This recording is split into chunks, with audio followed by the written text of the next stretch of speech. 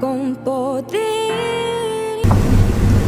Las 10 de la mañana de este lunes y un lunes más arrancamos con este programa de Despertando con Jesús, con el pastor de Vida Nueva, Alberto Ares. Pastor, buenos días. Buenos días, David, ¿qué tal? ¿Cómo estás? ¿Cómo estamos? Yo bien, de momento, gracias a Dios. ¿Y tú qué tal? Bien, muy bien, gracias a Dios, la verdad. Bueno, pastor, empecemos hablando, si le parece, acerca de la última prédica que tuvo lugar aquí en Morrojable el pasado domingo, en la cual daba paso a tu cuñada, ¿no? Sí, Ana Hernández, que es mi cuñada, ya está casada con el hermano de Damaris, de mi mujer.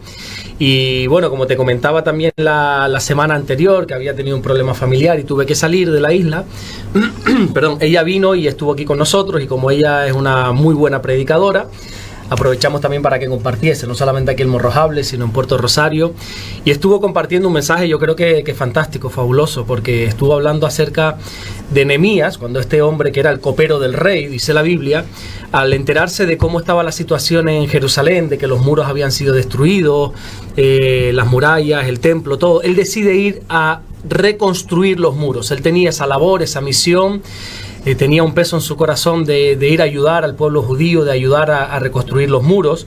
Y cuando va y se pone manos a la obra, de repente la Biblia nos enseña que vienen varias personas, 3 concretamente, y se empiezan a burlar de él, empiezan a decir que para qué hace eso, que es una locura, que no lo va a lograr nunca. Y Ana sacaba la enseñanza de ahí, de que a veces tenemos el sentir de Dios de hacer algo, de emprender algo. Tenemos metas, visiones, sueños que quizá otros no tienen, y como otros no lo tienen, lo ven como locura. Y entonces, con buenas intenciones, entre comillas, porque a veces no tienen buenas intenciones, pero hay personas que sí, te intentan frenar. Y como no pueden frenarte, pues quizá usan, como decía Ana también en la predicación, empiezan a burlarse. Te llaman loco, te dicen que estás ido, que no tienes los pies en la tierra, y usan la burla como para sacarte del propósito de Dios. Y Ana nos enseñaba de que uno tiene que estar por encima de todo eso. Ni que los halagos nos engrandezcan, ni que las críticas nos hundan, sino siempre dirigidos en lo que creemos que Dios nos ha llamado a hacer. La verdad que fue una prédica profunda. Hablaba también incluso de cuando el marido la llamaba un día que iba a tardar en llegar, y dijo, no, ponte a orar, y enseguida llegó, ¿eh? Enseguida, sí. Ellos están atendiendo ahí varias casas en Tenerife. Ellos son de Tenerife y atienden varias casas de oración. Y en uno de ellos, como Ana estaba aquí, el marido, Nico, tuvo que encargarse, y él es transportista. Él trabaja a las 3 de la mañana, ya está trabajando, son las 6, 7, 8 de la tarde, todavía sigue. Y entonces decía, Ana, es que no sé si voy a llegar a dar la reunión, que es a las 7 de la tarde, porque fíjate que ahora me viene una mercancía, que tengo que descargar un camión y no me va a dar tiempo. Y Ana le dice, ora, confía en el Señor y ora, y el Señor hará. Y efectivamente se pusieron a orar, y dice que la mercancía no es que llegase a las 7 de la tarde como estaba estipulado, sino que llegó a las 3 de la tarde, lo pudieron descargar, y tuvo tiempo de sobra no solamente para dar la reunión, sino para pasar tiempo con la gente y todo, y porque la oración siempre funciona, David, siempre. Qué maravilla, de verdad. Sí. Bueno, hablemos de lo que quedó pendiente la semana anterior, que fueron esas 10 plagas de Egipto, ¿no? Sí. Bueno, si me dejas, vamos a irnos al principio, porque hablar de esto es maravilloso, podríamos hablar, pero quizá hay alguna persona que no sabe muy bien qué es eso de las 10 plagas, por qué vinieron. Entonces, si me dejas hacerte esta historia desde el principio, lo voy a hacer lo más corto que sé. Sabes que me gusta hablar, por desgracia, mucho, demasiado, pero lo voy a hacer lo más corto que sé. Mira, en la Biblia se conoce lo que son los 3 patriarcas: Abraham, Isaac y Jacob. Abraham es con quien Dios hizo el pacto, ¿verdad? Ese pacto de voy a bendecir toda tu descendencia, voy a hacer de ti una nación grande. Le dijo algo pero que muy importante, que le dijo, voy a bendecir a quien te bendiga, voy a maldecir a quien te maldiga. Bendijo totalmente la vida de Abraham. Abraham se casa con una mujer que se llama Sara, tienen un hijo, bueno, hay historias que podríamos contar muchísimas, tienen un hijo que se llama Isaac. Isaac más adelante se casa con la mujer más guapa de toda la Biblia, que se llama Rebeca, casualmente como mi hija. Tienen también otro hijo, varios hijos, pero bueno, otro hijo que se llama Jacob. Jacob es el que más tarde Dios le iba a cambiar el nombre por Israel. Jacob tiene varios hijos, 12 hijos, que es lo que también en un futuro se conoce como las 12 tribus de Israel. Y este Jacob tiene uno de sus hijos, se llama José. José era especial porque Dios le daba sueños aún de su adolescencia. Dios lo usaba. Dios le mostró visiones, le dio sueños. También era el favorito del padre. El padre Jacob creo que ahí no estuvo muy acertado, porque mostraba el favoritismo delante de todos sus hijos, mostraba su favoritismo sobre José, y le llegó a regalar incluso una túnica de colores, mostrando la primogenitura, mostrando que él era el más importante. Y claro, como era de esperar, los demás hermanos se cogieron envidia, se enfadaron. Así que, ni cortos ni perezosos, estos hermanos deciden matarlo, quieren matarlo. Así que se van con él al campo, vamos a matar a este hermano porque se ha creído él, porque no sé cuánto, porque si Dios lo usa. Bueno, en definitiva, van al campo, lo tiran en un pozo sin agua ahí a que se muera, pero parece que a uno de ellos se le enciende la bombilla y le dice, oye, ¿para qué lo vamos a matar? ¿Y si lo vendemos? Porque al fin y al cabo nos vamos a deshacer de él. Así que vamos a venderlo y por lo menos obtenemos unas ganancias. Bueno, en ese momento pasa por ahí un grupo de ismaelitas, se lo venden, y los ismaelitas iban rumbo a Egipto, que a su vez se lo venden a Egipto. Así que José pasó de ser el favorito del padre, un muchacho usado por Dios, a verse como esclavo en Egipto. ¿Qué sucede? Que este muchacho, Dios le sigue dando sueños, interpretación de sueños, y eso le llevó a que Faraón, que es el rey que gobernaba en Egipto, tuviese favor con él, porque le interpretó una serie de sueños. No sé si has escuchado algo de las vacas gordas, las vacas flacas, sí. Los 7 años, ¿verdad? 7 años de pobreza, 7 años de prosperidad. Bueno, todo esto fue interpretado por José, y eso hizo que José ascendiera. José se convirtió en el segundo hombre más importante de Egipto. Pasaron los años, y de repente la Biblia nos cuenta cómo vino una gran hambre sobre la tierra, una crisis como las que cada ciertos años pasa la tierra, pero en aquel entonces era mucho más fuerte. Pero sin embargo, Egipto no tenía necesidad. ¿Por qué? Porque, vuelvo y repito, había un hombre llamado José que interpretó un sueño y le dijo a Faraón, Faraón, estamos viviendo en tiempo de vacas gordas, estamos viviendo en tiempo de prosperidad, no lo gastemos todo, vamos a ahorrar, vamos a guardar. Y así hicieron. ¿Qué sucede? Que cuando todo el mundo se vio con hambre, Egipto tenía mucha comida. Y empieza todo el mundo a venir a Egipto a pedir comida. ¿Quién viene a pedir ayuda a Egipto? Los hermanos que un día vendieron a José. Ellos pensaban que José se había muerto, no sabían, habían perdido el rastro de José, y de repente cuando llegan a pedir ayuda, se encuentran que es José el segundo hombre más importante de Egipto. José, como tiene a Dios en su corazón, no les guarda rencor, no les recrimina. Es más, hay un versículo muy bonito que está en Génesis capítulo 50, no sé si es el versículo 20, no te quiero decir el versículo exacto, pero que José les dice a los hermanos, ustedes han pensado hacerme mal contra mí, pero Dios ha tornado esta historia para bien. Ustedes pensaron en matarme, y fíjense ahora cómo Dios me ha puesto y me ha colocado aquí. No les guarda rencor, y encima habla con Faraón, José, y les dice, mira, ¿puede mi familia quedarse aquí en Egipto, por favor, para ayudarle? Ah, sí. Así que les ponen en una ciudad de Egipto llamada Gosén. Y ahí está toda la familia de José siendo bendecida, y no le faltaba de nada en Egipto, no le faltó nunca de nada. Pero pasa el tiempo y dice la Biblia que muere ese faraón que tenía favor con José y con su familia, y se levanta otro que no tenía ni idea de José ni de nada, y lo que antes era una bendición en Egipto ahora se convierte en una esclavitud. El nuevo faraón dice, no, a estos hebreos hay que esclavizarlos, y los empieza a esclavizar. Pasan los años, concretamente 4 siglos, 400 años, y lo que era un grupito de personas ahora son cientos de miles de personas esclavizadas en Egipto. A tal grado crecieron de tal manera, David, que Faraón tuvo miedo. Dice, oye, como algún enemigo venga en nuestra contra y los hebreos se junten con nuestro enemigo, vamos a perder.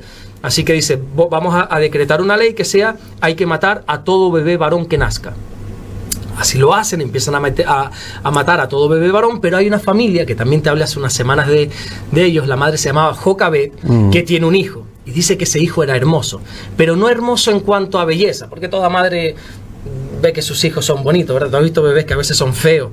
Y tú los ves, no feos, no son agraciados, vamos a decir, no son muy agraciados, pero la madre y el padre dicen, es hermoso. Bueno, a tu punto de vista, vamos a decir. Pero no, esa palabra de que Jocabed vio a su hijo hermoso no significa belleza, sino que dice, este niño es especial, algo Dios tiene con este niño. Y decide no entregarlo para que lo maten los egipcios, sino que lo guarda con todo el peligro que conlleva eso, hasta que ya no pudiendo guardarlo más, dice que crea una cesta y la pone en el río Nilo para que Dios lo guarde ahí, porque ya no lo podía guardar más. ¿Y quién se estaba bañando casualmente en ese río a esa misma hora, en ese mismo lugar? La hija de Faraón, dice la Biblia. Cuando la hija de Faraón ve ese bebé en la cesta, dice, ¡ay, qué niño más bonito! Me lo voy a quedar. Así que adopta a ese niño, que es hebreo, adopta a ese niño y Moisés, que es ese bebé, se cría en palacio como el príncipe de Egipto. Fíjate las cosas de Dios, ¿no? Moisés se cría en palacio y bueno, pasan un montón de años, pasan una serie de cosas y Dios le dice en ese famoso episodio que a lo mejor tú lo has visto en películas o en algo, de una zarza ardiente. ¿Te suena eso? Sí. Que Dios le habla a Moisés a través de una zarza ardiente y en esa conversación muy interesante Dios le dice: Moisés, libera a mi pueblo de la esclavitud. Moisés le dice: pero vamos a ver, ¿cómo voy a ser yo? Encima dice que él era tardo en el habla, tenía algún problema, él era como tartamudo, algo así pudiera ser que fuera Moisés. No, pero Señor, que yo no puedo, no te preocupes, yo voy a ir contigo, lo vamos a hacer de esta y de esta manera y todo va a salir bien. Así que imagínate a un pobre hombre llamado Moisés presentándose ante el hombre más importante de la tierra, llamado Faraón, y le dice: mira, que Dios me ha dicho que dejes liberar a mi pueblo. Y Faraón le dice: pero ¿y quién es tu Dios? Yo no conozco a tu Dios, yo solo conozco a mí, yo solo me conozco a mí, yo soy Dios, yo no conozco a tu Dios. Entonces le dice que no lo va a dejar. Dios a través de Moisés lo intenta en repetidas ocasiones que deje liberar al pueblo hasta que ve que no hay manera y empieza ahora sí lo que se conocen como las plagas de Egipto. Las plagas de Egipto, que las encontramos en Éxodo capítulo 7 en adelante, son una serie de castigos divinos que Dios tuvo que traer sobre todo a Faraón y en consecuencia a todo el imperio de los egipcios para dejar liberar al pueblo. Como Faraón no quiso liberar al pueblo por las buenas, pues al final lo tuvo que hacer por las malas. Yo he puesto aquí varios... Antes de empezar, si le parece, pastor, porque sabes que no me gusta cortarte. No, pero córtame. Me dicen, no, es que no cortas. No. Hablabas antes de que recibía a la familia de José, que lo quisieron matar, ¿no? Lo vendieron y demás, pero no les guardaba rencor, ¿no? Es decir, no les echaba en cara, no les recriminaba. Eso pasa hoy en día, es decir, el echar en cara, el recriminar cosas a la gente, decir: oye, yo hice esto por ti, es algo que la Biblia está hablando de que no se debe hacer, ¿no? No se debe hacer, pero desgraciadamente pasa y pasa muchísimo, pero no se debe hacer. Y es que José no solamente no le guardó rencor, sino que les ayudó. Porque a veces nosotros decimos: no, yo ya perdoné a fulano. Bueno, ¿y cómo lo sé? Porque tú lo has dicho. Está bien que lo hayas dicho. Nosotros demostramos el perdón por obras. La Biblia enseña que cuando Pedro niega al Señor, ¿verdad? En 3 ocasiones, te suena esa historia también de cuando canta el gallo. 3 veces me negará. Sí, 3 veces le negó y lógicamente el Señor le perdonó. Pero uno, ¿cómo lo sabe? Porque el Señor lo devolvió a su lugar de origen, lo colocó otra vez en su equipo, en su lugar, ¿verdad? Nosotros cuando perdonamos a alguien tenemos que bendecirlo. El Señor nos pide una cosa... tan difícil, David, por lo menos para mí, a lo mejor para ti y para los demás no, pero para mí sí, que dice: no solamente perdona a tus enemigos, sino ámalos y haz bien por ellos, obra a favor de ellos, y eso cuesta, pero en este caso José lo hizo con su familia y los ayudó. Otra de las cosas que también queríamos hablar es cómo escogió y por qué Jesucristo a los apóstoles, ¿no? ¿Cómo fue esa elección? Pues mira, es muy interesante. Mira, tengo aquí anotado un versículo que dice en Marcos capítulo 3, versículo 13: después subió al monte, hablando del Señor, y llamó así a los que él quiso y vinieron a él. Mira esto que interesante, porque Jesús escogió a los que él quiso, no a los que se encontró por el camino. Oye, mira, tú estás dispuesto a formar parte de mi equipo. Oye, mira, que te veo a ti desocupado, tú vendrías a formar parte de mi equipo. No. Dice el texto que él escogió a los que él quiso. Porque, mira, ayer precisamente que teníamos culto y tenemos culto de estudio bíblico, le intentaba explicar a la gente que para entender la Biblia uno tiene que tener la mentalidad de la cultura en la que se escribió, que es una cultura judía. Los rabinos, que son las personas que forman el judaísmo a la gente, los estudiantes no escogían al rabino, como por ejemplo ahora tú escoges en qué colegio quieres estudiar. Quiero estudiar aquí, quiero estudiar allí. Es verdad que la sociedad te dice más o menos por la zona en que vives cuál, pero tú puedes escoger, y más si es por privado. En el judaísmo no. En el judaísmo el estudiante no puede escoger al rabino, sino que es el rabino el que escoge al estudiante. Y en este caso Jesús, como rabino, escogió a los 12 discípulos a los que él quiso. Primeramente aclarar que el número 12 es muy fundamental en la Biblia. El número 12, porque en la Biblia hay mucho simbolismo en cuanto a números, en cuanto a animales, en cuanto a situaciones, que sería muy bonito hablar de eso en otro momento. Y el número 12 representa 2 cosas, o apuntan hacia 2 cosas. Uno es algo que está completo, y otra cosa es también el gobierno. Cuando tú hablas del número 12, estás hablando de un número de gobierno. Cuando Dios quiso levantar a un pueblo, que es el pueblo de Israel, lo hizo a través de ¿quién? de las 12 tribus de Israel, los hijos de Jacob, que ya te hablé en otro momento y otro día podríamos explicar más todo eso. Escogió a 12 tribus de Israel. Cuando Dios quiso levantar a otro pueblo, que ahora es la iglesia, lo hizo a través de 12 apóstoles, de 12 hombres. Así que el 12 es muy significativo en esto. Y los escogió después de estar, dice la Biblia, una noche en oración. No es que el Señor bajo emoción escogió a 12, sino que lo hizo bajo una convicción de estar orando. Porque como decíamos algunas semanas atrás, la oración puede mucho, siempre funciona. Y el Señor, a pesar de su cansancio, a pesar de que siempre estaba activo en la obra, decide no dormir ese día y se va al monte a orar. Está toda una noche orando. Y cuando baja de ese monte dice que empezó a escoger a los 12. Hay 3 características fundamentales. Bueno, puede haber más. Yo he escogido 3 características fundamentales del llamado que Jesús le hace a los discípulos. Lo primero es que fue un llamado individual. Él no se puso en la ladera de un monte y vio a un grupo de personas. ¡Ey, a ver, 12 hombres que vengan! No. Él fue uno por uno. Él se acercó a esa playa donde Pedro estaba. Él fue a ese lugar donde Mateo estaba. Él se acercó hasta la ciudad donde Natanael estaba. Él fue hasta donde Mateo estaba. O sea, él fue hacia cada uno individual. Porque al final tenemos que entender que la relación con Dios es individual. Nos congregamos como iglesia, nos juntamos como hermanos, pero la relación con Dios es individual. Y el llamado de Jesús a los apóstoles fue individual. Lo segundo que a mí me llama la atención es que el Señor llamó a personas ocupadas. A personas que estaban trabajando. Por ejemplo, a Pedro y a su hermano Andrés, dice que ellos estaban pescando en ese momento. Ellos, al parecer, pues tenían, no sé si como una empresa de pesca o por lo menos un barquito que se dedicaban y vivían de eso. Y el Señor fue a personas que estaban trabajando. Luego había otros 2 hermanos, Santiago, Juan, y luego había también que estaban pescando. Luego había también otro hombre que ya te lo acabo de nombrar, Mateo, que era recaudador de impuestos. O sea, el Señor se juntó, se hizo rodear de personas ocupadas, de personas que no eran gandulas, de personas trabajadoras, de personas que estaban dispuestos a sacrificar su vida. Y porque a veces los gandules no traen buenas cosas, ¿verdad? La Biblia habla muy en contra de la ociosidad, de tal manera que nos dice que nos apartemos de los ociosos, de las personas que no quieren hacer nada. Porque como decía un humorista canario que a mí me gusta mucho, se llama Manolo Vieira, que ya falleció, decía, una cosa es estar en paro y otra cosa es estar quieto. No un paro con quieto. No lo mismo un parado con quieto. Y a veces hay gente que está en paro porque no tiene trabajo, por la razón que sea, pero después hay los que están quietos, los que no quieren dar palo al agua. Y el Señor no, el Señor no quiere ese tipo de gente y llamó a gente que estaba trabajando. Y luego otra particularidad del llamado a los apóstoles fue que fue en un marco familiar. Muchos de los apóstoles eran hermanos. Andrés y Pedro eran hermanos.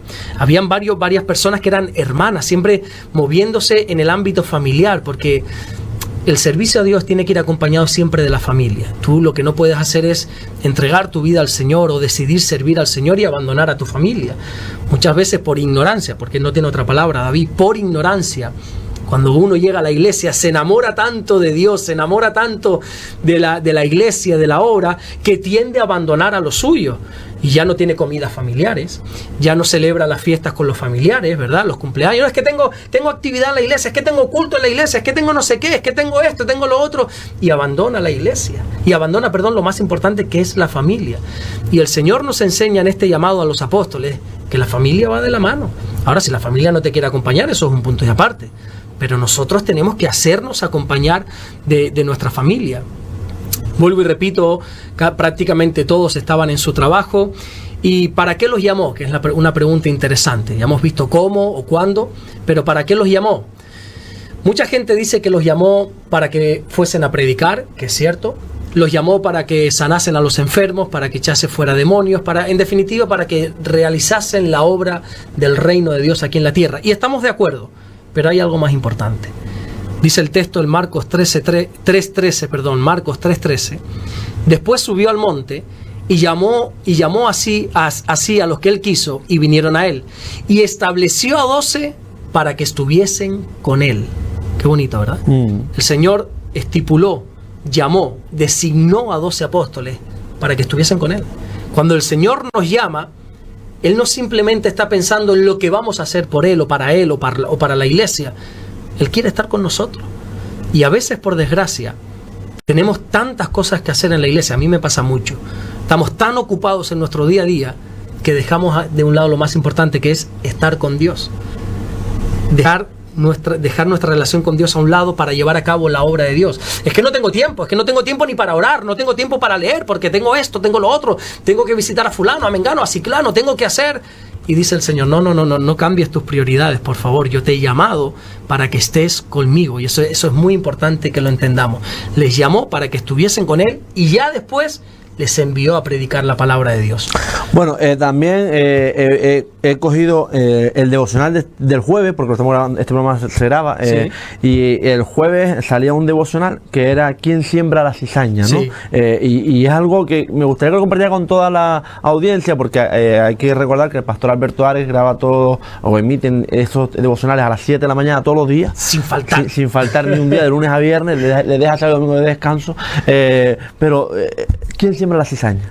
Comenta un Satanás, poco. el enemigo. Partiendo de ahí ya podríamos desglosar y lo vamos a hacer.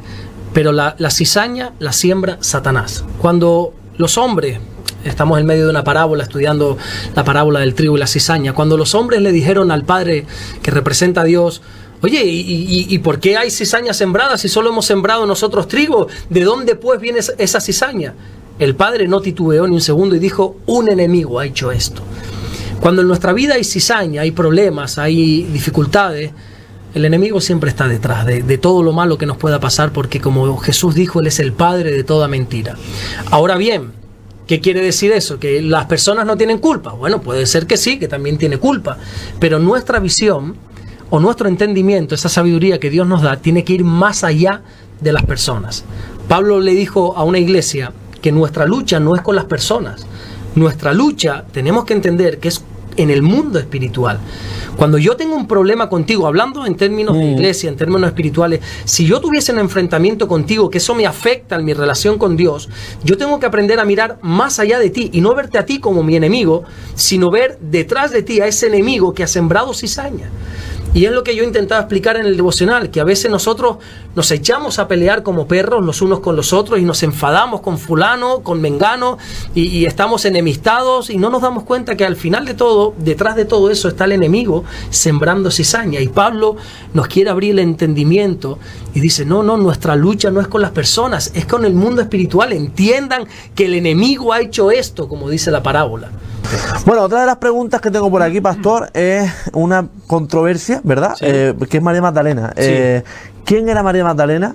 Porque hay muchos que la pintan como o dicen que era una prostituta, Sí. otras personas que dicen que no, que era la mujer del Señor, etcétera, Sí. etcétera. ¿Quién era María Magdalena? ¿Qué dice la Biblia? Bueno, hay dos vertientes. Está la vertiente bíblica y la vertiente que se ha inventado el mundo. La Sí. vertiente bíblica, María Magdalena es una seguidora más del Señor, una mujer que el Señor la liberó. Curiosamente dice de 7 espíritus, de 7 demonios. Estaba endemoniada por el motivo que sea, y el Señor la liberó, y a partir de ese momento, ya tan agradecida, empezó a seguirle. Una persona fiel al Señor, una persona que la encontramos junto con otras mujeres a los pies de la cruz, cuando todos los Sí. discípulos se habían echado a correr y todo aquel Pedro valiente, yo nunca te negaré, en el momento de la cruz desapareció, estaba debajo de la cama asustado. María Magdalena estaba ahí a los pies de la cruz. María Magdalena fue la primera persona en la historia de la humanidad que vio a Jesús resucitado. Fue la que llegó al sepulcro y tuvo una conversación con el Jesús resucitado, que en el momento no lo reconoció hasta que él le dijo, yo soy el Señor que he resucitado. Fue a una mujer que el Señor se le apareció por primera vez, pero no, ni era prostituta, ni esta blasfemia que se dice por ahí que era la mujer del Señor, que hay una película, creo, yo no he visto, Código Da Vinci, si no me equivoco, te digo por lo que he visto en internet, porque yo no he visto esta película, no por nada, sino porque no veo mucho la tele.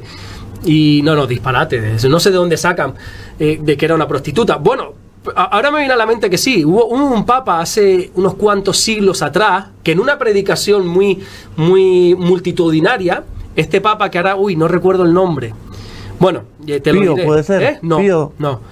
Me vendrá a la mente después. Bueno, este hombre predicó de María Magdalena como una prostituta y dijo una serie de cosas, y entonces la iglesia como que llegó a aceptar esto porque aquel hombre lo dijo, pero es que vas a la Biblia y ni mucho menos, es que no se puede decir eso. Lo que pasa es que este hombre no sé qué le había pasado, se confundió o quiso poner un ejemplo, o vete tú a saber el qué, que ya de ahí se ha creado esa confusión, pero ni muchísimo, es que no tiene nada que ver, no era ni prostituta ni muchísimo menos la mujer del Señor. Muchas veces hablan desde el desconocimiento, Sí. desde la ignorancia, en vez de ceñirse a lo que pone una Biblia, ¿no? Exactamente. Hay mucha gente que se ríe de nosotros porque leemos la Biblia.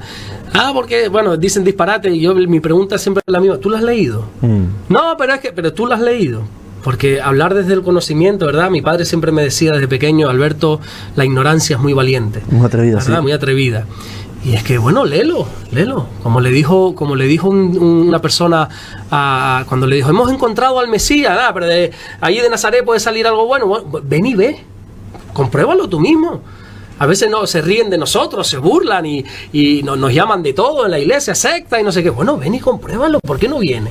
Porque yo no conozco a nadie que haya venido y no le haya gustado. Puedes compartir o no nuestra fe, pero yo creo que ahí malos consejos no damos, que ahí malas cosas no hacemos. Ahí tú vas a la pequeña cafetería que tenemos y te garantizo que un ron no te vamos a poner, ni tabaco te vamos a vender. O sea, nada malo vas a encontrar allí. Puedes compartir nuestra fe, nuestras creencias o algo, sí o no, pero no vas a encontrar nada malo. Hay otra pregunta que yo tengo aquí, porque claro, en la nueva venida del Señor, Sí. ¿crees que pasaría nuevamente lo mismo? Es decir, que nadie creería que es el Mesías. No, yo creo que en la primera venida, hace 2000 años, vino como un cordero, fue inmolado en la cruz. No, ya no va a venir como un cordero, ahora va a venir como un león, dice la Biblia. Ya no va a venir manso, sí manso, porque el Señor es manso, pero va a venir con un rugido en la boca. La Biblia dice que todo ojo le verá. Incluso hay un versículo que, si no me equivoco, está en Apocalipsis, que dice, y aquellos que le traspasaron le verán. O sea, hablando incluso del pueblo judío, aquellos que enviaron a Jesús a la cruz le van a ver, y todos van a reconocer que es el Rey de Reyes, el Señor de Señores. Hace 2000 años vino, y Él vino, por así decirlo, humillado, en una posición de humillación, se dejó sacrificar en aquella cruz, pero ahora va a venir como el Rey, como lo que es, como Dios, como el Todopoderoso, como el Sadai, como el león de la tribu de Judá, dice la Biblia, y todo ojo lo va a ver. Y dice la Biblia que va a llegar el momento que toda rodilla se doblará. Esto es muy importante, David, lo que te estoy diciendo. Toda rodilla se va a doblar delante del Señor, y toda lengua confesará que Él es Dios. Y tú dices, cuando dice todos, ¿qué es? Todos. Cristianos, musulmanes, ateos, llámese como quiera que se llame, todos llegará un día que se postrarán delante de Jesús. Y se van a postrar, y no solamente se van a arrodillar, sino que van a confesar, oye, al final, Él es Jesús. Hay una historia en la Biblia, cuando a Jesús lo están crucificando, había un centurión, el que estaba guardando a Jesús. Ese centurión habría crucificado, pues, qué sé yo, a cientos de personas. Para los romanos ya era el pan de cada día, crucificar, ¿no? Para nosotros es todo ponemos el grito en el cielo, pero era el trabajo de ellos. Entonces yo creo que ya este tipo de personas ya tendrían que tener un corazón duro, ya nada les sorprendería, ¿verdad? Habían sacrificado a tantas personas y la muerte de la cruz no es tan bonita como nos la presentan. No.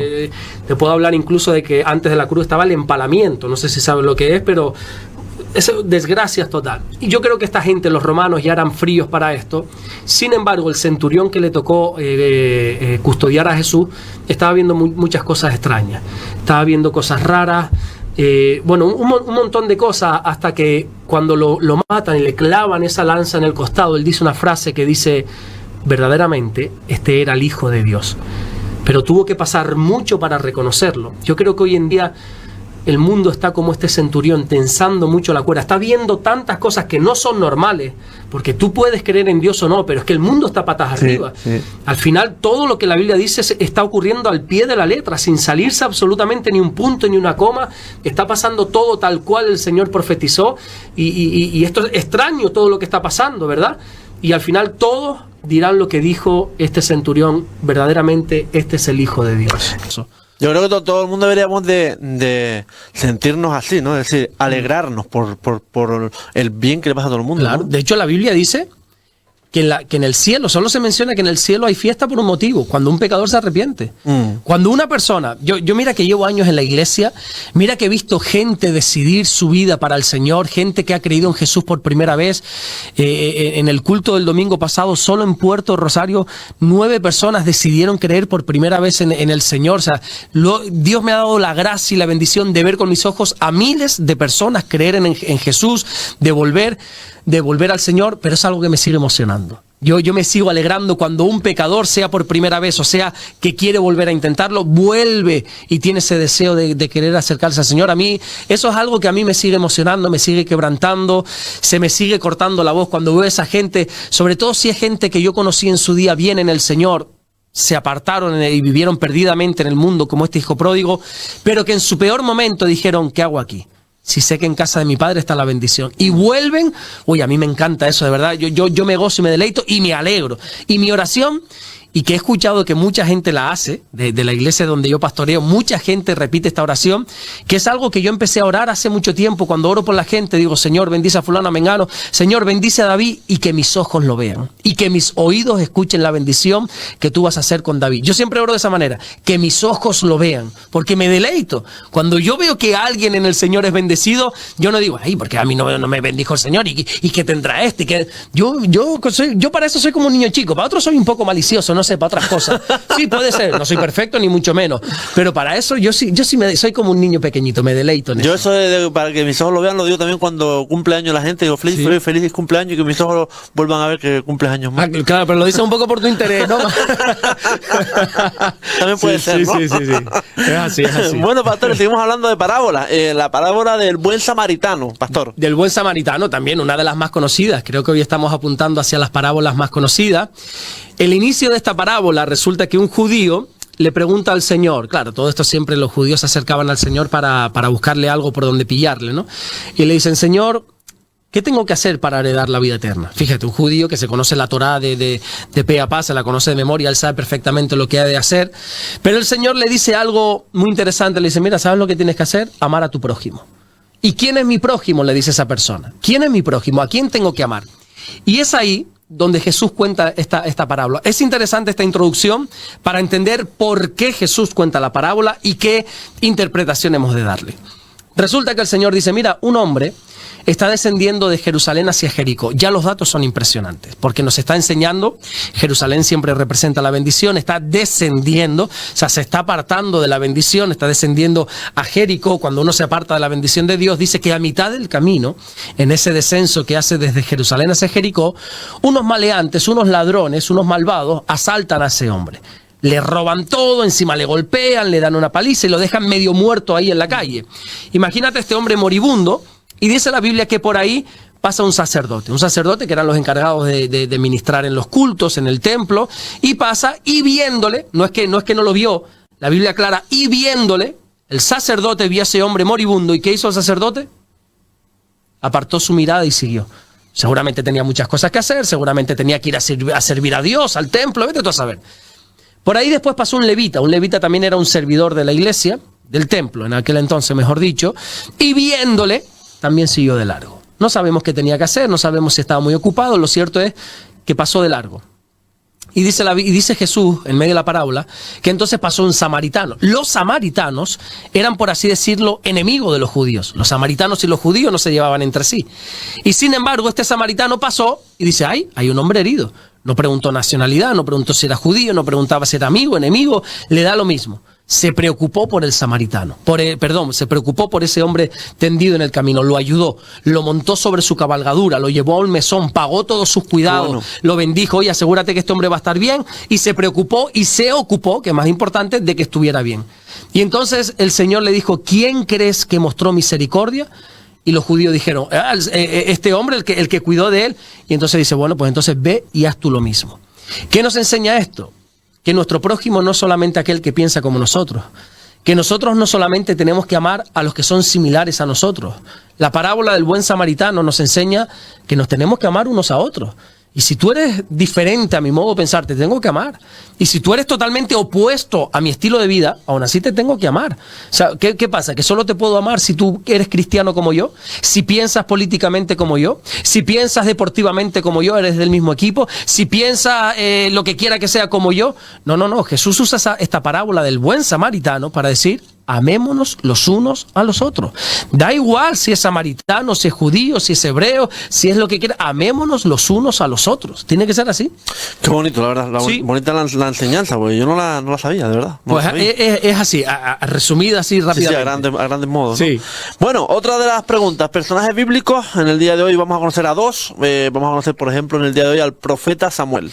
Al profeta Samuel, que a su vez también era sacerdote y a su vez también era juez de Israel, el último juez de Israel. Recordemos que ya lo hemos hablado en otras ocasiones, ese periodo gris o ese periodo negro que pasó el pueblo de Israel, que como no tenía rey, cada uno hacía lo que le daba la gana. Y entonces cuando se veía el mal, clamaban a Dios y Dios respondía con una persona, porque la respuesta a las oraciones siempre son personas. Y entonces Dios ponía un juez, puso a Gedeón, puso a Débora, puso a Sansón, puso a varios jueces, y entre ellos el último fue este personaje, Samuel. Samuel se nos habla de cómo llegó a este mundo. Samuel era hijo de una mujer llamada Ana, que era estéril, temerosa de Dios, hijo también de un hombre que se llamaba Elcana. Y esta mujer, como era estéril, no podía tener hijos, pero dice que ella derramó su alma delante del Señor. Ella oraba y oraba y oraba, y ya hemos visto en repetidas ocasiones, no me cansaré nunca de decirlo, que la oración tiene poder. Dios escucha la oración de esta mujer, porque esta mujer no solamente oró, sino que prometió algo. Le dijo: Señor, si tú me das un hijo, yo te prometo que lo voy a entregar para ti. Va a ser un hijo mío, pero tuyo a la vez, porque te lo voy a entregar a ti, él te va a servir. Y Dios no solamente le dio un hijo, sino que le dio bastantes más, pero este primer hijo, que se llamó Samuel, dice la Biblia que una vez fue destetado, la madre tuvo que cuidarlo un par de años, se calcula que entre 2, 3 años, cuando fue destetado, la madre subió al templo y lo entregó a la casa del Señor, lo entregó para el cuidado del templo y para que sirviera allí. Y entonces Dios desde muy joven llamó a Samuel. En el llamado de Samuel hay algo muy interesante, porque Dios le llama 3 veces, Samuel, Samuel, y él está durmiendo y se levanta y dice: uy, pero ¿quién me está llamando? ¿Será que es el sacerdote? Se acerca al sacerdote: Elí, tú me llamaste. No, yo no he sido. Bueno, así 3 veces hasta que entiende que es Dios y le dice: Señor, heme aquí, tu siervo escucha. Entonces Dios le da un llamado a este hombre, a Samuel, a este joven en aquel entonces, que era decirle: tu sacerdote Elí ha hecho lo incorrecto delante de mis ojos, tienes que anunciarle que su periodo hasta aquí llegó, que ya se acabó su sacerdocio, que ahora tú vas a heredar ese lugar. Y en definitiva todo eso fue un mensaje muy duro, creo que muy complicado de dar, decirle a tu sacerdote: tu tiempo hasta aquí llegó, era muy complicado. Luego Samuel fue el primero en ungir a David, bueno, ungió a Saúl también, fue el que también le anunció a Saúl: tu tiempo hasta aquí llegó, por cuanto desobedeciste la palabra del Señor, el Señor te ha desechado a ti para que no seas rey, le dijo. Luego fue el que ungió a David, y cuando muere, pasado un montón de tiempo, sus hijos no hicieron lo correcto, dice la Biblia, pero cuando Samuel muere, fue tan buena persona que dice que todo Israel lloró. Fíjate qué tremendo, no parte, no su familia, no algunos, no los más cercanos, todo Israel lloró. Y ya a partir de Samuel ya no hay más jueces, sino que ya entramos en el periodo de la monarquía de Israel. O sea, cuando habla del tema de... porque claro, los mensajes, por ejemplo, en este mensaje Samuel le tiene que decir a Elí, pero por ejemplo, en el anterior que comentábamos se lo tiene que decir a Pablo, ¿no? Es decir, son mensajes o situaciones muy complicadas, ¿no? Son complicadas, a veces Dios nos pide cosas complicadas pero no imposibles, cosas que como en la predicación, lo que pasa es que por falta de tiempo no te lo decía, cosas que a veces parece como que Dios nos va a pedir cosas que nos perjudican. O sea, nosotros quizás yo frivolicé un poquito diciendo: no, es que Ananías le dijo que no al Señor. Ojo, ponte en la piel de Ananías. Ananías no le dijo que no en sí al Señor, sino: oye, Señor, es que si yo voy y al final Pablo no ha cambiado, me va a matar. Pero decíamos, bueno, cuando tú obedeces al Señor, por muy complicado que sea el mensaje que te haya mandado a dar, o la labor que te haya encomendado, siempre Dios te va a bendecir, siempre. A veces a mí me ha tocado compartir mensajes, predicaciones muy difíciles. Las leo, las requeteleo, las retoco por aquí, por allá, porque digo: uy, esto es muy duro, esto es muy... pensando en, como dice la Biblia, el pastor conoce a las ovejas, pensando en cómo está la situación de algunas ovejas, digo: uy, si digo esto puedo dañar, puedo ofender, y me toca... Pero me doy cuenta que esos mensajes tan duros son los que después más bendicen. A veces hay que hablar claramente para que una persona despierte. Mi mujer es así, yo soy mucho de endulzar, de dar vueltas, de no sé qué. Mi mujer va al grano. Mi mujer te dice: oye, mira que esto está así, está mal y punto. Y me doy cuenta que es un momento violento, es un momento incómodo, pero para la otra persona es un momento edificante. Es un momento que tú, cuando le dices la verdad, la Biblia dice que cuando conozcas la verdad te hace libre. Si tú estás todo el rato divagando, diciendo que sí, pero no, poniendo, como decimos aquí, pañitos calientes, al final la gente no despierta. Entonces, Dios a veces nos pide decir unas palabras duras. Jesús hablaba muy duro. Muy duro. En una ocasión dice la Biblia que Jesús estaba predicando y hablaba con tanta dureza que muchos de sus discípulos, no de los judíos, de sus discípulos empezaron a ir. Le dijeron, hasta aquí llegué, y se iban. Y Pedro le dice, oye, Señor, afloja que se está yendo la gente. ¿Y sabes lo que le dijo el Señor a Pedro, no? ¿Quieres irte tú también? Vete, yo no voy a cambiar mi mensaje. Entonces sí es verdad, a veces el Señor nos pide cosas duras, pero no imposibles. Y todo lo que Dios nos pide, si obedecemos, Dios nos va a bendecir. Me acuerdo ahora mismo de sepulcros blanqueados, ¿no? Sí, el Señor con los fariseos iba, pero claro. Pero porque los fariseos, o sea, no lo hacía como para dañarles, sino para que entendiesen que esa no era la postura correcta. Los fariseos eran así, eran muy directos, muy duros, pero es que eran directos y duros siendo unos hipócritas. Porque si yo te digo a ti algo, oye, eres un falso porque estás haciendo eso, pero si tú también lo estás haciendo, entonces por eso el Señor le dice, tú eres un sepulcro blanqueado, que por fuera sí, muy hermoso, pero yo que conozco tu corazón, yo que peso tu corazón, yo que conozco tu intimidad, o sea, por dentro estás lleno estás podrido por dentro. Sí. Bueno, otro de los personajes bíblicos, súper conocido por todo el mundo, creo que es Matusalén, ¿no? Matusalén.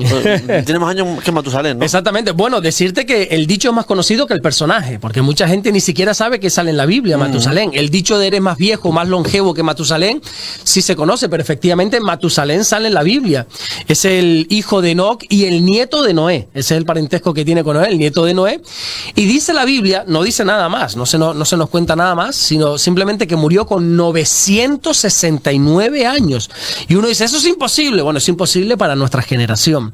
Antiguamente se vivía más. Antiguamente, hablando de miles y miles de años atrás, se vivía más. O sea, date cuenta que cuando Dios crea al ser humano, lo quiere hacer eterno siempre. Lo que pasa es que al final el hombre peca y fue expulsado del Edén, y a medida que nos vamos alejando del Edén, del Señor, de la bendición, nos vamos secando y vamos muriendo antes. Pero antiguamente se moría con esa edad. No sé, no recuerdo, no lo voy a decir exactamente porque no lo sé, pero si no recuerdo mal, Noé, por ejemplo, murió con 600 y pico años. O sea, la gente era muy longeva antes, pero el más longevo de toda la historia de la Biblia, Matusalén, 969 años. Casi nada, Casi nada, tú imagínate, 969 cumpleaños. Agüita. Oye, ¿qué relación hay entre Matusalén y Noé? Era el nieto, exactamente. O sea, Matusalén era hijo de Enoc y abuelo de Noé. No era el nieto de Matusalén. Era el nieto. Exactamente, era el nieto, sí. Pastor, ¿cómo podemos interpretar las profecías bíblicas y su relevancia de hoy? Bien que hayas aclarado las profecías bíblicas, porque hoy en día se dice que hay muchas profecías, que yo lo pongo un poco eso en cuarentena. Las profecías bíblicas, ¿cómo nosotros las podemos interpretar? Bueno, para aclarar, porque yo sé que tú lo sabes y la gran mayoría de personas lo saben, pero quizá hay gente que no sabe lo que es una profecía. Una profecía es un anuncio de un evento que está por venir, que todavía no ha sucedido, que está por venir. No es adivinación, no es que yo te eche las cartas, te lea la mano, yo qué sé, las cosas, yo no sé de eso. No es algo que yo adivine, intente decir como Nostradamus, que te tire, no. Las profecías son traídas por Dios para anunciarte algo que a día de hoy no ha sucedido, pero que va a suceder. Ejemplo, lo de Babilonia que te decía antes. Isaías, en medio del cautiverio, ya anunció la liberación. O sea, ustedes están pasando por este momento, pero ya Dios ha profetizado, ya Dios ha prometido que van a salir. ¿Para qué te sirve eso? Oye, no es lo mismo estar en un sitio sabiendo que vas a tener la libertad a pensar que te vas a morir ahí. Ya tu actitud cambia, ya todo tu ser cambia. Entonces Dios a veces nos revela cosas para poder estar animados, esperanzados, para poder que nuestro espíritu vuelva a coger esa fuerza. Y lo que sucede es que hay profecías bíblicas, como tú preguntabas, que ya se han cumplido. Muchísimas, decenas y decenas de profecías bíblicas que ya se han cumplido. Por ejemplo, las que tienen que ver con el nacimiento del Señor. En el Antiguo Testamento se anunció dónde iba a nacer el Señor, en Belén. ¿A través de quién iba a nacer el Señor? A través de una virgen, dice Isaías. ¿De qué tribu iba a venir el Señor? ¿De quién iba a ser el linaje del Señor?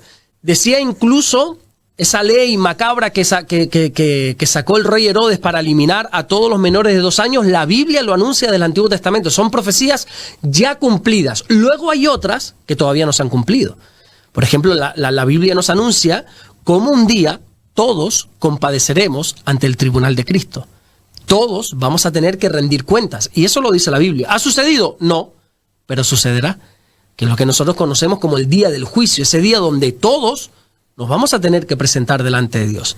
Y donde la Biblia nos revela cómo, no cómo va a ser totalmente, pero sí cosas que van a suceder. La Biblia dice que allí toda rodilla se doblará delante del Señor y toda lengua confesará que Jesucristo es el Señor. Aquellos que se ríen, que se burlan a día de hoy, un día ya la Biblia profetiza que todos nos postraremos delante del Señor y nuestra lengua confesará que el Señor es el Rey. Luego hay otras profecías, qué sé yo tengo aquí, por ejemplo, las bodas del Cordero, que vamos a celebrar esa fiesta en el cielo. Hay otra profecía que anuncia el surgimiento de un personaje enviado por el propio Satanás, que nosotros lo conocemos como el hijo de perdición, como el anticristo, más conocido así, el anticristo, que es un personaje que va a surgir, y no va a tardar mucho en surgir, la Biblia habla mucho de esto, que va a promover la paz mundial, donde prácticamente todo el mundo lo va, no voy a decir adorar, pero sí a respetar. Lo van a respetar. Y se van a unir todas las naciones para decir, este hombre es el que nos va a dar la solución, se va a firmar ese tratado, ese famoso tratado de paz, pero este hombre lo que va a hacer, al final, se va a ver su lado oscuro expuesto, lo que va a hacer es apartar a todo el mundo de los caminos. La Biblia ya nos advierte de eso, porque las profecías, por una parte te decía que es para que cojas aliento, pero también es para que sepas lo que va a suceder, para que te prepares. La iglesia de hoy en día se está preparando, por ejemplo, para esto, para esa llegada. Por eso hacemos mucho hincapié en estos tiempos. Oye, hay que madurar. No podemos ser bebés espirituales. No podemos ser gente que hoy sí, que mañana no. No podemos ser gente de doble ánimo y constante en todos nuestros caminos. Madura, porque la cosa se va a poner complicada. Entonces las profecías son esos anuncios futuros que Dios ya nos está arrojando esa luz para que nosotros nos preparemos. Se nos van a quedar muchas preguntas en el tintero, pastor, pero no pasa nada porque vamos a tener programas para rato, ya se lo digo yo. Dios ¿no? mediante. Por supuesto, gracias a él. ¿Qué enseña la Biblia, pastor, sobre el amor, el perdón y la reconciliación? Bueno, son tres cosas que tenemos que unir. El amor, ¿qué dice la Biblia del amor? Bueno, es que la Biblia es un mensaje de amor, de principio a fin. Dios nos ha creado en amor. Todo lo que hace Dios es en amor, porque la Biblia dice en las cartas del apóstol Juan que Dios es amor. Ojo aquí. No está diciendo que Dios tiene amor, sino que Dios es amor. La esencia del amor es Dios. La Biblia dice que nosotros todo lo que hagamos tenemos que hacerlo en amor. De tal manera Dios nos ha amado que ha entregado a su Hijo. El amor es la base a los dos principales mandamientos. O sea, si tú preguntases, por ejemplo, ¿qué tengo que hacer para ser cristiano, por ejemplo? Bueno, hay varios requisitos, pero los dos más importantes es amar a Dios con todo tu corazón, con toda tu mente, con todas tus fuerzas, con toda tu alma, amar a Dios con todo lo que eres y amar al prójimo, amar a los demás.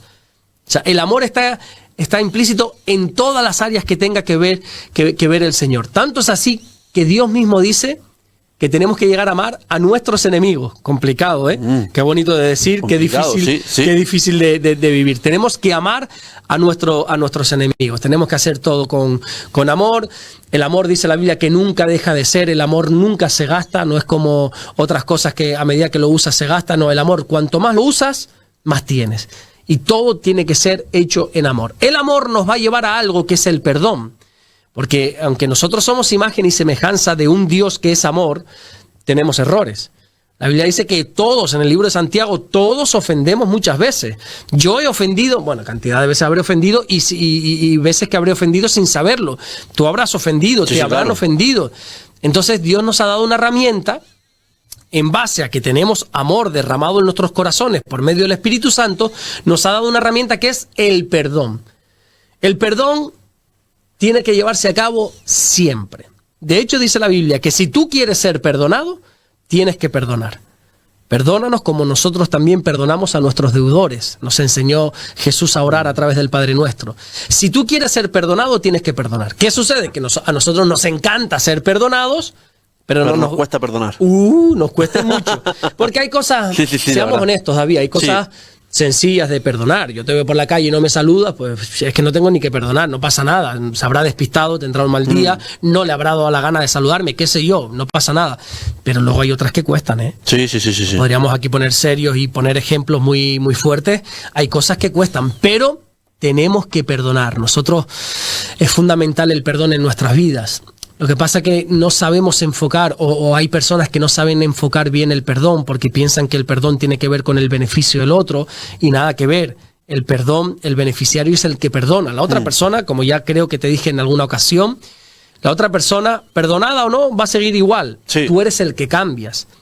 Perdonar tampoco es darte la razón. No, es que si te perdono estoy insinuando que tú tienes razón y no la tienes. No, yo te perdono, pero lo que hiciste está mal. O sea, te perdono porque te amo y porque quiero estar en orden delante de Dios. Pero está mal lo que has hecho. Podríamos hablar muchísimo del perdón, pero en definitiva hay que perdonar. La pregunta al millón, ¿hasta cuándo tengo que perdonar? ¿Cuántas veces tengo que perdonar? Porque hay gente que la perdonas una vez y vuelve y te la hace. No sé si conoces a esa gente. Sí, claro, por supuesto. Pero es que hay gente que la perdonas 2 veces y te la hace una tercera. Sí.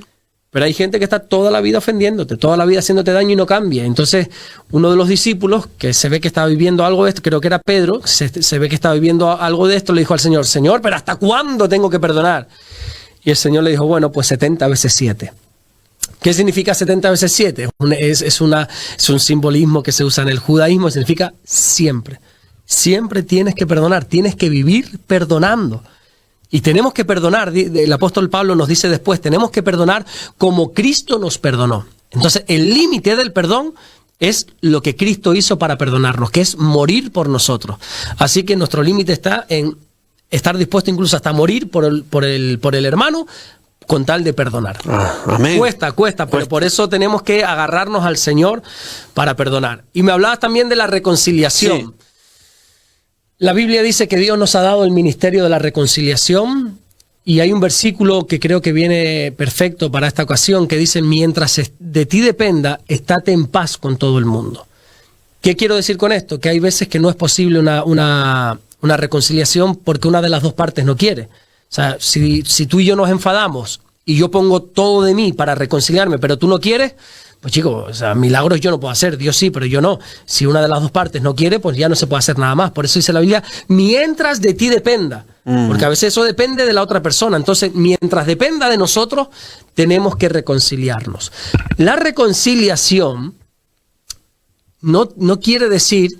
La reconciliación habla del perdón, habla de volver a restaurar lo que se ha roto a través de un daño, de un pecado, de una herida, de una infidelidad, de lo que quiera que sea. Pero no quiere decir, a ver cómo lo digo, que tenga que volver a confiar 100% en ti. Yo me reconcilio, quito toda ira de mi vida, todo odio, todo resentimiento, todo mal recuerdo, yo lo quito de mi vida, de mi corazón, pero ya sé de qué pata cojeas. Sí. Una vez hace 20 y pico años, en una de las primeras predicaciones que yo escuché, casi 25 años, decía el predicador, José Miquel se llama, todavía sigue vivo el hombre y predicando.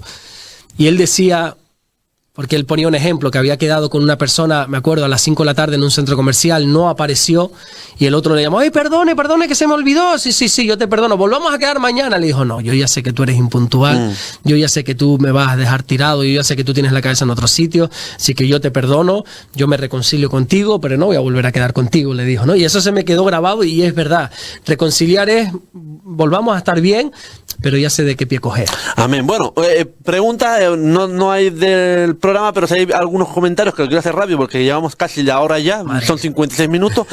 Muy buenas noches. Me voy a poner una alarma para la próxima. No. Voy a poner un cronómetro que a los 20 minutos me calle. Sinceramente, a mí es de gran edificación el programa, pastor, de verdad que sí, lo digo totalmente en serio. Muy buenas noches, qué gran bendición escuchar al pastor Alberto con este extraordinario mensaje que es de mucho aprendizaje por la forma en la que se expresa. Gracias, David, por abrir este espacio, para muchos es de bendición. Ojalá fueran más seguidos. Saludos desde San Luis Potosí, México, donde lo apreciamos mucho. María Malpica 4493. Otro comentario que tengo por aquí muy reciente. Dios bendiga sus vidas, gracias por la enseñanza de la palabra. Leo Rivero 5021. Lourdes Coronado 8160 dice, excelente y bendecido día, pastor Alberto, y para ti, David. Nuestro Padre Dios los está usando enormemente para que toda esta sabiduría del pastor Alberto llegue a todo el mundo. Yo los veo desde Matehuala, San Luis Potosí, México, y me encanta la manera de transmitir compartir la palabra de Dios del pastor Alberto, quiero hacer una pregunta. ¿Qué es la conciencia? ¿Es el Espíritu Santo actuando en las personas? Le agradezco su respuesta, pastor. Bueno, la conciencia, Dios obra a través de nuestra conciencia, pero la conciencia no podemos decir que es el Espíritu Santo. El Espíritu Santo acusa también nuestras conciencias. La conciencia es los principios y valores que nos han inculcado. Ya venimos de serie con un discernimiento del bien y del mal, pero hay personas que tienen, dice la Biblia, la conciencia, como dice la Biblia, cauterizada. Literalmente usa esa expresión la Biblia, cauterizada, ¿sabes lo que es? Es como dura, ¿no? Dura, encallecida. Sí. Eso es así. Gente que como peca tanto y ya el Espíritu Santo no soportan esa acusación del Espíritu Santo, como lo estás haciendo mal, encallecen su conciencia, la endurecen y así no se puede vivir. Entonces, ¿qué es la conciencia? Bueno, esos principios y valores que cada persona tiene, que no podemos decir que es el Espíritu Santo. El Espíritu Santo sí usa nuestra conciencia, pero no es el Espíritu Santo. Pastor, de verdad, se nos va el tiempo. La semana que viene, Navidad, nos toca Navidad. Y va a ser bastante bonito y edificante. Yo creo que sí. ¿Verdad? Sí. Muchas gracias, pastor. No, gracias a ti, David. Muchas bendiciones, gracias. Bueno, y a ustedes, cada día somos más, los espero. Suscríbanse, denle a like al canal, porque cada día, somos más y cada día se ve mucho más. Hacemos un altito en el camino, enseguida regresamos con más información en Sur FM en el día de hoy. No te vayas, hasta ahora.